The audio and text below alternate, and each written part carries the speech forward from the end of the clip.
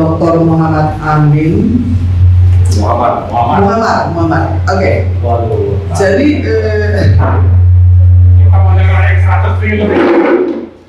kita mau ngobrol itu nanti. Ini kan lagi bicara soal Satgasus ya kan. Saya mau runut aja dulu dari cerita pembentukannya sampai pembubarannya, walaupun saya dengar, tapi dari kronologisnya itu mungkin kita bisa mengira-ngira apa yang terjadi belakangan ini dan apa kaitannya dengan Satgasus Merah Putih, ya kan? Tahun 2017 itu waktu itu Kapolri masih Tito Karnavian. Satgasus Merah Putih itu bentuknya sebetulnya 2017. Tapi sprintnya itu keluar pada tanggal 6 Maret 2019 ya. Jadi dibentuk dulu 2 tahun, baru ada sprint kemudian 2 tahun berikutnya. Nah, berakhirnya itu pada 11 Agustus 2022 ya, harus dicatat. Kenapa penting 11 Agustus 2022? Karena pada waktu itu Kadif Humas Irjen Dewi Prasetyo di Makobrimob ya mengumumkan bahwa Kapolri membubarkan Satgasus, ya kan? Kaitannya ke sini dulu nih. Joshua itu diangkat menjadi anggota dari Satgasus Merah Putih tanggal 1 Juli 2022. Tewasnya tanggal 8 Juli, ya kan? Sambo ditangkap 8 Agustus, ya. Pada waktu itu kemudian beredar badan-badan yang sampai dibahas di depan parlemen, lalu Kapolri berjanji dia akan menggali. Saya nggak tahu apa yang mau digali, tapi janjinya menggali. Artinya kalau menggali, ada yang ditemukan harus dilaporkan. Pertanyaannya, apa yang sudah digali sampai selama ini sejak RDP pada waktu itu bulan Agustus ya.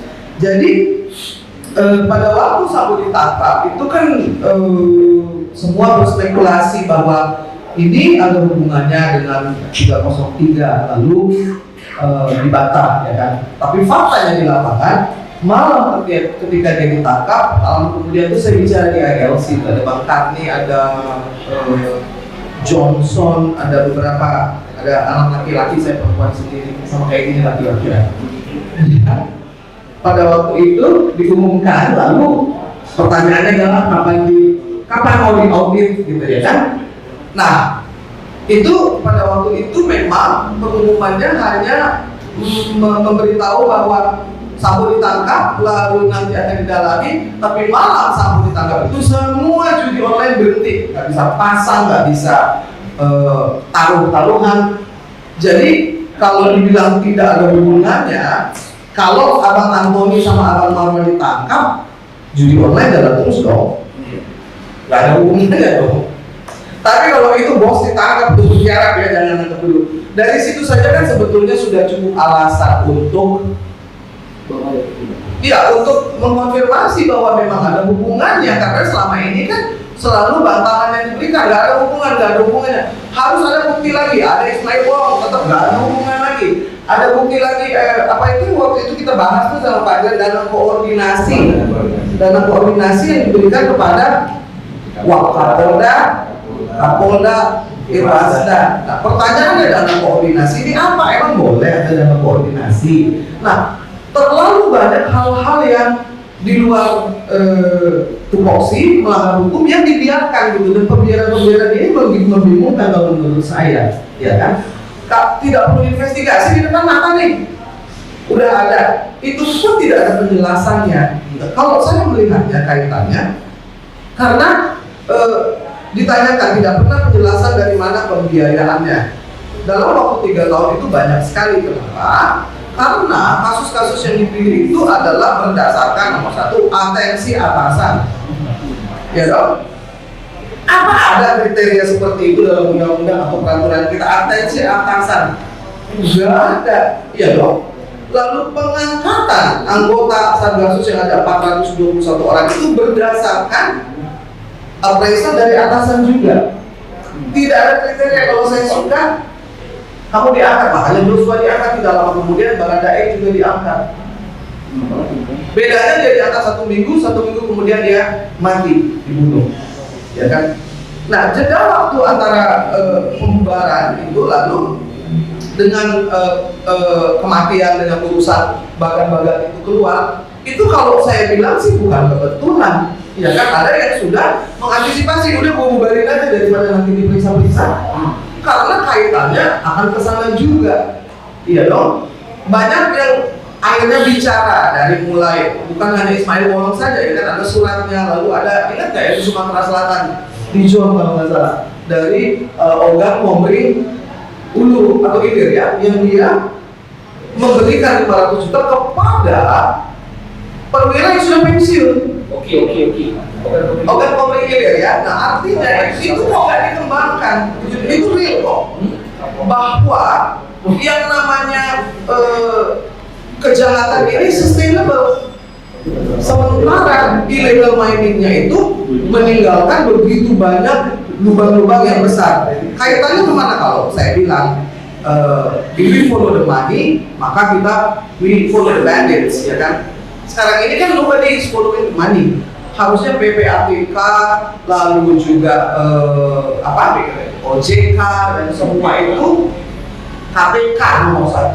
Follow the money KPK itu supaya tidak lupa. Ini saya jadi kayak terus nggak pernah lelah memberitahu dulu pada waktu dibentuk KPK itu adalah untuk membenahi ini tiga penegak hukum, 3 serangga, yaitu kepolisian, kejaksaan, dan kehakiman yang sudah tidak bisa dipercaya, rusak, banyak korup. Dibikinlah KPK ini supaya bisa membenahi. Kenapa masalah di negeri ini sulit sekali? Karena yang korupsi, yang abuse of power, yang menggunakan kekuasaan itu adalah aparat.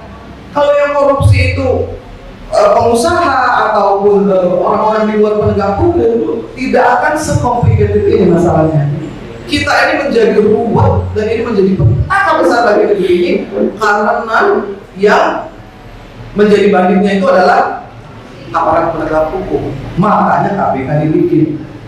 Sekarang KPK sudah dilemahkan, dihancurkan, apalagi Abraham Samad bisa cerita dari mula pertama itu usulan kita kepada Abdurrahman Wahid pada waktu itu adalah KPK ini harus selama 5-10 tahun itu tidak mengurusi korupsi dimanapun, tetapi hanya satu di kepolisian. Hanya di kepolisian. Karena kalau polisinya beres, maka kejaksaan dan kehakiman semua ikut beres. Yang namanya garda depan itu kepolisian. Hong Kong pada waktu tahun 1973 itu sangat buruknya dengan kita sekarang. Polisinya korup, ada mafia, ada narkoba, ada you name it, they have it, ya kan? Tetapi mereka punya sistem peradilan yang relatif masih adil karena yang namanya hakim itu boro-boro disogok, diajak ngomong aja kamu masuk penjara. Karena gajinya tinggi sekali in the Commonwealth, sama seperti gaji seorang hakim di Singapura. Dia gajinya 2 juta US dollar, mau nyokok berapa? Ya. Jadi dia punya wibawa, dia punya dignity, bukan hanya tidak bisa diajak kompromi, tidak bisa diajak ketemu. Kenapa? Karena menemui seseorang itu adalah komitmen. Kan banyak nih yang klik, saya nggak ngapa-ngapain, kok kami juga nggak bisa, kan nggak ada yang tahu. Begitu menemui seseorang itu artinya komitmen. Mau ngomong soal korupsi, mau ngomong soal konstitusi, mau ngomong soal apa, dari komitmen yang tidak boleh dilanggar oleh para hakim. Ketika KPK sudah tidak ada harapan lagi, maka kita mengharapkan kemana? Itu kan pertanyaannya. Kan dari tadi kita ngobrol nih. Ini si bintang the new star yang tadinya harusnya bisa jadi harapan bangsa, itu diacak-acak itu, Mas Amin. Sekarang akhirnya apa? Civil society ada tempat nggak? Nggak ada. Saya bicara nih sama sahabat saya Glenn Tumbelaga. Ada yang namanya LMRRI, sebetulnya Lembaga Misi Clustering Republik Indonesia yang ada di KUHP yang menjadi penyeimbang di antara para penegak hukum yang tidak diaktifkan dan tidak diadakan. Sehingga yang kita lihat itu adalah hakim sama jaksa sama polisi, 3 serangga ini saling melindungi. Ya dong. Kenapa? Karena memang tujuannya itu bukan untuk mencari keadilan, bukan untuk masyarakat yang adil dan makmur. Kalau kita tanya Satgasus, gampang aja tujuannya apa sih? Buat rakyat nggak? Buat bikin makmur rakyat nggak? bikin orang tambah sejahtera dan tambah nyaman, nggak ada jawabannya juga, nggak ada kok. Sampai hari ini kita belum dengar ya. Ini sudah bulan November, yang namanya audit itu kan ada audit investigasi juga, bahwa harus ada penjelasan siapa yang diinvestigasi, siapa yang menyuruh dia investigasi, dan kenapa dia diinvestigasi. Kriminalisasi itu udah terlalu banyak. Kita lihat whistleblower, orang yang menjual narkoba itu memberikan kesaksian, kalau saya lupa memberikan 20 miliar maka saya akan ditangkap. Artinya yang bayar tidak ditangkap.